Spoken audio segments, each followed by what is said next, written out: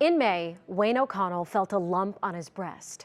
This fall, he had a double mastectomy, and he tells me it is no coincidence that all of this happened after the toxic chemicals from the derailment-controlled burn made their way right over his home in eastern Pennsylvania.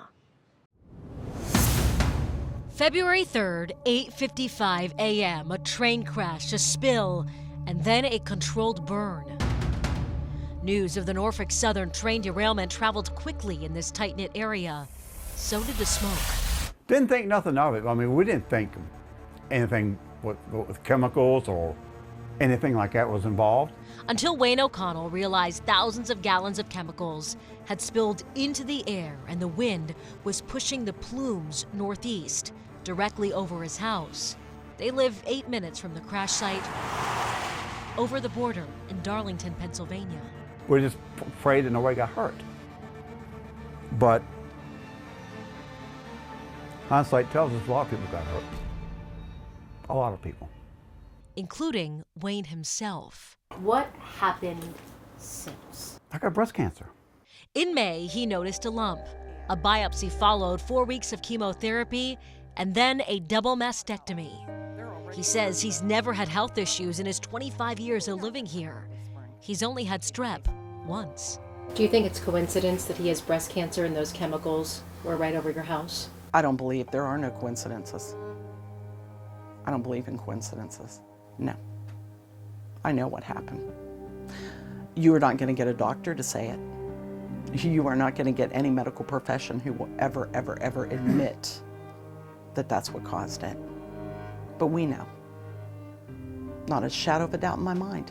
When they lit all them chemicals on fire, what does all them chemicals make when they mix together?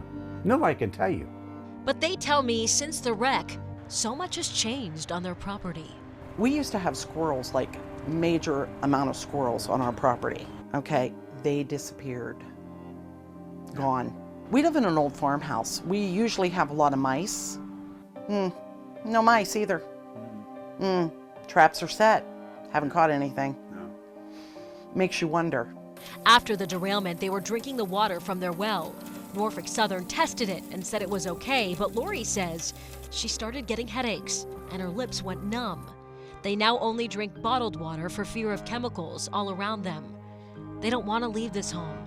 They paid off their mortgage. They've made memories here with their children and grandchildren. I'm afraid this isn't our insulation. We have an air monitor upstairs that we got from one of the studies, and it shows volatile chemicals and particulate matter. It goes up and down. And yeah, so I've been tracking it, and you know, you don't know what to do. They want more testing, more answers.